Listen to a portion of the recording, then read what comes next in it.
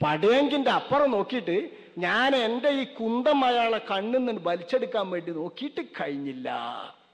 ചവിട്ടിപ്പിടിച്ചു ഞാൻ കാല്, 2 കാലും ചവിട്ടിപ്പിടിച്ചിട്ട് നോക്കിയിട്ട് ഒന്നാകെ വലിച്ചെടുക്കാൻ വേണ്ടിയിട്ട് ഞാൻ പരിശ്രമിച്ചപ്പോ എൻ്റെ ആ ചെറുകുന്തത്തിന്റെ 2 ഭാഗവും വളഞ്ഞുപോയി.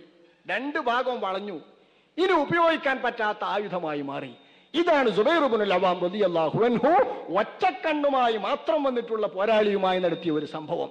അള്ളാന്റെ റസൂല് പറഞ്ഞു, സുബൈർ, ആ വാള് എനിക്ക് തരണം വായ്പ.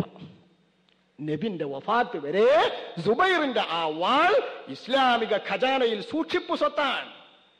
ഏർവാടിയിൽ നിന്ന് മുടി വീണ മാതിരി, ഏർവാടിയിൽ നിന്ന് മുട്ട കിട്ടി, ഏർവാടിയിൽ നിന്ന് ഓപ്പറേഷൻ ചെയ്ത് സാധനം കിട്ടിയെന്ന് തന്നെ കണ്ണാടച്ചിൽ വെക്കൂലേ എന്ന പോലെ ഇസ്ലാമിന്റെ വളഞ്ഞ കുന്തം, പോരാട്ടത്തിന്റെ കുന്തം, ഇസ്ലാമിന്റെ ഏറ്റവും സുന്ദരമായ ആയുധം, വീരപോരാളികളെ സ്മരിക്കാൻ, ഒന്നാമത്തെ പോരാട്ടത്തിലെ സംഭവങ്ങളെ എന്നൊന്നും ഓർക്കാൻ പുന്നാര മുസ്തഫ റസൂലുള്ളാഹി തങ്ങൾക്ക് ഓർക്കാൻ വല്ലതും വേണോ? പക്ഷെ സുബൈറിന്റെ ഈ കുന്തം ഇസ്ലാമിന്റെ പോരാട്ടത്തിന്റെ കുന്തമായി കാണിക്കാൻ നബി വായ്പ ചോദിച്ചു. വഫാത്ത് വരെ നബിന്റെ അടുക്കല് വായ്പയല്ലായിരുന്നോ? അതുകൊണ്ട് നബിക്ക് സ്വന്തം കൊടുത്തിട്ടില്ല. ഇതിനോടുള്ള കമ്പം സുബൈറിന് വിടുവോ? സുബൈറിന്റെ കുടുംബം വിടുവോ? സുബൈർ റസൂൽ വഫാത്തായുമ്പം വാങ്ങി. സിദ്ദീഖ് എന്നവർ ഖലീഫയായപ്പോ സിദ്ദീഖ് എന്നവര് ആ കുന്തം വാങ്ങി വായ്പയായിട്ട് എന്റെ അടുത്തിരുന്നോട്ടെ, ഖലീഫക്ക് നൽകി. സിദ്ദീഖിന്റെ വഫാത്ത് വരെ സൂക്ഷിപ്പ്, ഉപയോഗിക്കാനുള്ള ആയുധമല്ല, സൂക്ഷിപ്പ്. സിദ്ദീഖ് എന്നവർ വഫാത്തായി. ഉമറുൽ ഫാറൂഖ് എന്നവർ വന്നു. ഉമറിന്റെ കാലം വരെ 10 കൊല്ലത്തിൽ ചില്ലാനം സൂക്ഷിപ്പ്. ഉസ്മാന്റെ കാലം വന്നു, ഉസ്മാന്റെ കയ്യിൽ സൂക്ഷിപ്പ്.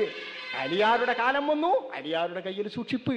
30 കൊല്ലത്തെ ഖിലാഫത്തിലും ഇസ്ലാമിന്റെ ചിഹ്നമായി ഈ ആയുധം ഭരണാധികാരിയുടെ കയ്യിൽ സൂക്ഷിപ്പായിരുന്നു സുബൈറിന്റെ ആയുധം. ഉർവ പറയുന്നു, എന്റെ ഇക്കാക്ക അബ്ദുല്ലാഹിബ്നു സുബൈർ റളിയല്ലാഹു അൻഹു തങ്ങൾ തന്റെ വാപ്പ സുബൈറിന്റെ സ്വത്തെന്ന നിലക്ക് അലിയാരുടെ വഫാത്ത് കഴിഞ്ഞതിന്റെ ശേഷം അത് തിരിച്ചു പിടിച്ചു. പിന്നെ ഞങ്ങൾ അത് സ്വന്തമാക്കി എന്ന്. ഇത് സുബൈർ റളിയല്ലാഹു അൻഹുവിന്റെ ഈ കുന്തത്തിന് കൽപ്പിക്കുന്ന വില എന്താണ്? അവിടെയാണ് ബദറിന്റെ പ്രസക്തി.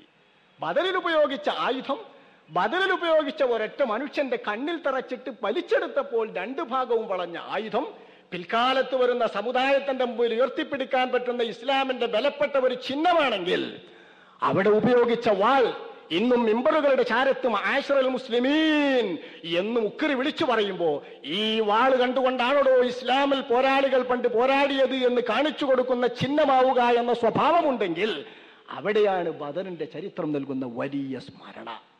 വാളുകൊണ്ട് പ്രചരിച്ചു എന്നൊന്നും മാത്രം കേൾക്കണ്ടെങ്കിൽ വാളിന് ശക്തമായ സ്വാധീനമുണ്ടെന്ന് ഇന്നും നമ്മൾ തെളിയിക്കുന്നുണ്ട്. അല്ലെ എന്തിനാ വാള് മരത്തോണ്ടാ നമ്മളെ പഠിപ്പിക്കും, മരം. ഈ മരത്തിന് നമ്മൾ പിന്നെ പെയിന്റൊക്കെ അടിച്ചിട്ട് വാളാക്കുക, ആകൃതി മാറ്റിയിട്ട്. എന്തിനാ ഈ വാള് തന്നെ പിടിക്കണേ? ഈ വാള് ബദറിലെ വാളാ, ബദറിൽ പിടിച്ച വാള്, ഉഹദിൽ പിടിച്ച വാള്.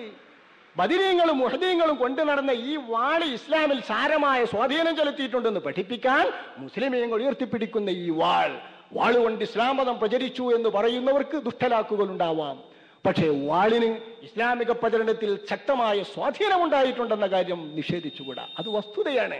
ആ സത്യത്തിലേക്ക് ചൂണ്ടിക്കാട്ടാനാണ് ബഹുമാനപ്പെട്ട ഇമാമുകൾ ഇത് പ്രത്യേകം പറയുന്നത്. വാളുമ പിടിച്ചു കുത്തുപോത, വാള് കയ്യിലെടുക്കുക എന്നൊക്കെ. അപ്പൊ ആ വാള് നമ്മൾ സൂചിപ്പിക്കുന്ന പോലെ ഈ വാള് നബി വെച്ചു. എന്താണ് ഈ വാളിനുള്ള പ്രത്യേകത? ഇത്തരം പോരാടി വന്ന സൈന്യം 1000 അപ്പുറത്ത് നിൽക്കുമ്പോ 300 പേരടങ്ങുന്ന തന്റെ സൈന്യത്തെ നബി തങ്ങളൊന്ന് നോക്കി.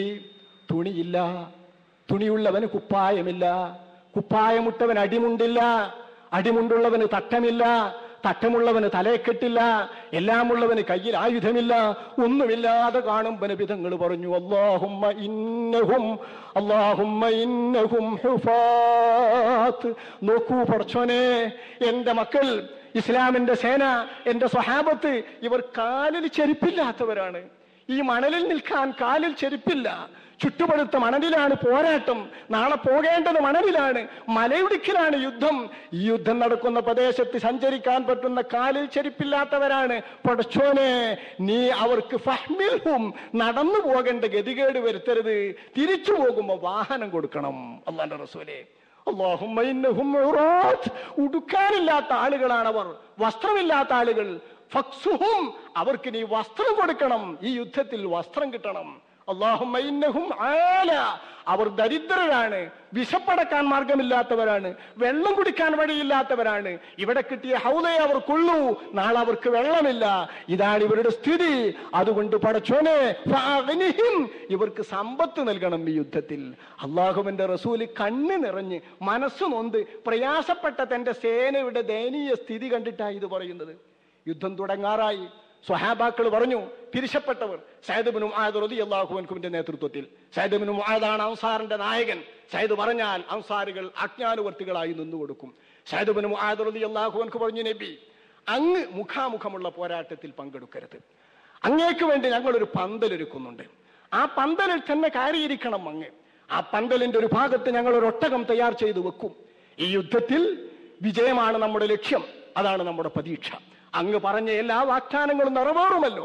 ഇന്നിടത്ത് അബൂജഹൽ വീഴും, ഇന്നിടത്ത് ഉമയ്യത്ത് വീഴും, ഇന്നിടത്ത് മറ്റവൻ വീഴും, ഇന്നിടത്ത് അപ്പുറം വീഴും എന്നൊക്കെ പറഞ്ഞതൊക്കെ നടക്കണമല്ലോ. പക്ഷേ അതൊക്കെ അപ്പോഴത്തെ വാഗ്ദാനമാണ്. അള്ളാഹുവിന് വാഗ്ദാനം തെറ്റിക്ക. നോക്കിങ്ങള്, ഞമ്മക്കൊരാൾ വാഗ്ദാനം എന്തില്ല, ഒരു മൂല്യനാണ് പറഞ്ഞിട്ടാൽ മതി, സുഖ. മറ്റൊരാൾ പറഞ്ഞാൽ മതി, ഒക്കെ സുഖ. ഇനി മേലാലൊന്നും ഉണ്ടാവില്ല എന്ന് നമ്മൾ ഉറപ്പിച്ചിരിക്കുകയാണ്. അങ്ങനെയൊന്നും അള്ളാഹിനെ കൊണ്ട് ഉറപ്പിക്കണ്ട കേട്ടോ. അള്ള പറഞ്ഞാൽ തന്നെ ഉറപ്പിക്കാൻ പറ്റൂല അള്ളാന്റെ കാര്യം. തമാശ പറയുന്നതാണ്. അള്ള പറഞ്ഞാൽ തന്നെ ഉറപ്പിക്കാൻ പറ്റൂല. കാരണം പറയുമ്പോഴുള്ള വാക്കാണത്. അതിനുശേഷം മാറ്റമുണ്ടാകാം. അല്ലാഹുവിന്റെ കല നമുക്കറിയൂല. നമ്മുടെ സ്വഭാവത്തിന് മാറ്റം വരുമ്പോ അള്ളാന്റെ തീരുമാനം മാറും. അതാണ് സ്വഹാബത്തിന്റെ പേടി. ഇവിടെ അബൂജഹൽ വീഴും, അത് അള്ളാഹുവിന്റെ നബിയുടെ അന്നേരത്തെ വഹയാണ്. പിന്നെ വഹി വരുന്നത് അത് പിന്നത്തേക്ക് വെച്ചിക്കണ് എന്ന് അള്ളാഹ് പറഞ്ഞ അള്ളഹാനോട് ചോദിക്കാനൊന്നും ആരുമില്ല, ഒരാൾക്കും ചോദിക്കാൻ കഴിയില്ല. അതാണ് സ്വഹാബത്തിന്റെ പേടി. സ്വഹാബത്തിന്റെ ആ പേടി കൊണ്ടാ സഅദ് പറയുന്നത് ഞങ്ങളുടെ പ്രതീക്ഷ യുദ്ധത്തിൽ വിജയിക്കുമെന്നാണ്. പക്ഷേ മറിച്ചാണുണ്ടാകുന്നതെങ്കിൽ തങ്ങൾ കരുതി വെച്ചിരിക്കുന്ന ഈ ഒട്ടകമതാ പന്തലിന്റെ ചാരെ, ആ ഒട്ടകപ്പുറത്ത് തങ്ങൾ ഒറ്റക്ക് കയറണം, മദീനത്തേക്ക് പോകണം. തങ്ങളെ സ്നേഹിക്കുന്നവർ കൗമുണ്ട് മദീനത്ത്, ഞങ്ങളെക്കാൾ അങ്ങേ സ്നേഹിക്കുന്ന വിഭാഗം യുദ്ധത്തിനാണ് പോരുന്നതെന്ന് അവർ അറിഞ്ഞിട്ടില്ല. അതുകൊണ്ട് പോരാതിരുന്നതാണ്.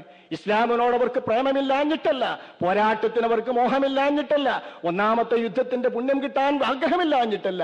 യുദ്ധം അവർ ഓർത്തിട്ടില്ല. അവർ അബൂ സുഫിയാന്റെ സ്വത്ത് പിടിക്കാൻ പോകുന്നതല്ലേ, അതുകൊണ്ട് പോരാതിരുന്നതാണ്. അവർ ഞങ്ങളെക്കാൾ അങ്ങേ സ്നേഹിക്കുന്നവരാണ്. അങ്ങ് അവിടെ പോയി ഇസ്ലാമിന് വേണ്ടി പൊരുതണം, ഇസ്ലാമിന് വേണ്ടി നിലക്കൊള്ളണം, ഇസ്ലാമിന്റെ അജ്ഞാനുവർത്തികളാക്കി അവരെ വാർത്തണം, ഇസ്ലാമിനെ ഇവിടെ പ്രതിഷ്ഠിക്കണം. സഅദ് ഇബ്നു മുആദ് റളിയല്ലാഹു അൻഹു സ്വഹാബാക്കളൊക്കെയും അതിന്മേൽ ഏകോപിച്ചു. അള്ളാന്റെ റസൂലും സമ്മതിച്ചു. അത് ഒരാവശ്യമാണ്. ഇനി അള്ളാന്റെ റസൂലിന് ആര് കാവൽ നിൽക്കും? ആരുമില്ല ധൈര്യമുള്ളവൻ. ഒറ്റക്കൊരു ധൈര്യം തന്നെ നബിനെ കാക്കണതേ, ഇടപാടിന് തീരും. നബിന്റെ വല്ലതും പറ്റിയാലേ ആകെ ലക്ഷ്യം മുഹമ്മദാ. മുഹമ്മദിനെ കൊല്ലുന്ന കാരണം വിട്ടാ കാക്കണോ ശരി പിടിക്കും. ആരുമില്ല. ആരുമില്ലെങ്കിൽ എന്ത്? അബൂബക്കർ സിദ്ദീഖ് റളിയല്ലാഹു അൻഹു സർവദാ തയ്യാറല്ലേ, ധൈര്യവാൻ. ഏതൊരു സ്വഹാബി വര്യൻ നബിയുടെ അടുത്തേക്ക് പന്തലിൽ നോക്കട്ടക്കാരനാക്കി വെച്ചതിന്റെ ശേഷം അലിയാര് തന്നെ വന്നാലും അബൂബക്കർ വാളിങ്ങനെ പിടിക്കും, ഊരി പിടിക്കും, ലക്ഷ്യം നോക്കി. എന്താ ഇവിടുത്തെ സ്വഭാവം എന്നറിയില്ലോ, കോലം മാറുവാൻ തിരിയില്ലോ, സ്വഹാബിന്റെ രൂപം മാറാം, വിശ്വാസം മാറാം. അങ്ങനെ ശ്രദ്ധാലുവായി ജാഗ്രതനായ കാവൽക്കാരൻ അബൂബക്കർ സിദ്ദീഖ് റളിയല്ലാഹു അൻഹു. ഈ സിദ്ദീഖ് റളിയല്ലാഹു അൻഹു നബിയും മാത്രം നിൽക്കുമ്പോ നബിയുടെ ദൗത്യം എന്താണ്? പോരാട്ടക്കാർക്ക് വേണ്ടി ദുആ, പോരാടുന്നവർക്ക് വേണ്ടി ദുആ. ഇത് യുദ്ധത്തിലെ വലിയ ഒരു കൈമുതലാണ്, ചെറുതല്ല. അതാണ് വലിയ കൈമുതൽ. ആ വലിയ കൈമുതലിന്റെ ആൾ ശഫീഉൽ വറാ ത്വഹ റസൂലുള്ളാഹി സ്വല്ലല്ലാഹു അലൈഹി വസല്ലം. അല്ലാഹുവിന്റെ റസൂൽ തന്റെ സ്വഹാബത്തിന് വേണ്ടി ദുആ ചെയ്തു. അവിടെയാണ് നമ്മുടെ പാഠം. അല്ലാഹുവിന്റെ റസൂൽ ദുആ ചെയ്യുന്നു. ആ ദുആയിൽ അല്ലാഹുവിന്റെ റസൂൽ പറയുന്നത് അല്ലാഹുമ്മ അൻജിസ് ലീ മാ വഅദ്തനി. പടച്ചോനെ, നീ എന്നോട് വാക്ക് നൽകിയ സഹായം നീ വേഗം തരണം, നീ വേഗം തരണം, നീ വേഗം തരണം. അല്ലാഹുമ്മ നസ്റുക്, നിന്റെ സഹായം. ആവർത്തിച്ചാവർത്തിച്ച് നബി പറയാ. ആവർത്തിച്ചാവർത്തിച്ച് നബി പറയുമ്പോ കൈ ഇങ്ങനെ ഉയരുക. കൈ ഉയരുമ്പോ തലയിലിട്ട തട്ടം, ചുമലിലിട്ട തട്ടം, നബിയുടെ തലയിൽ നിന്നും ചുമലിൽ നിന്നും കൈ പൊന്തിയപ്പോ ബേജാറ് കൊണ്ട്, പരിഭ്രാന്തി കൊണ്ട്, നബി ഉയർത്തുന്ന ഉയരം കൊണ്ട് തട്ടം വീണുപോയി. അല്ലാഹുവിന്റെ റസൂല് നിർത്തിയില്ല. അക്കൂട്ടത്തിൽ തങ്ങൾ പറയുന്നത് അല്ലാഹുമ്മ ഇൻ തുഹ്ലിക് ഹാദിഹിൽ ഉസ്വാബ ലൻ തുഅബദ ഫിൽ അർള്. ഈ സംഘത്തെ പടച്ചോനെ നീ ഇന്ന് നശിപ്പിച്ചാൽ, ഈ പോരാടാൻ നിൽക്കുന്ന 300 പേരെ ഇന്ന് നീ നശിപ്പിച്ചാൽ ലം തുഅബദ, നിനക്ക് പിന്നെ ഇബാദത്ത് നടക്കൂല. ഫിൽ അർള്, ഈ ഭൂമിയിൽ പിന്നെ നിനക്ക് ഇബാദത്തില്ല. നിന്റെ ഭൂമിയിൽ പിന്നെ നിനക്ക് ഇബാദത്തില്ല. നിന്റെ ഭൂമിയിൽ നിനക്ക് ഇബാദത്ത് വേണോ? അതിനാണോ നീ മനുഷ്യനെ പടച്ചത്? ആ ലക്ഷ്യം നടക്കണമെങ്കിൽ ഈ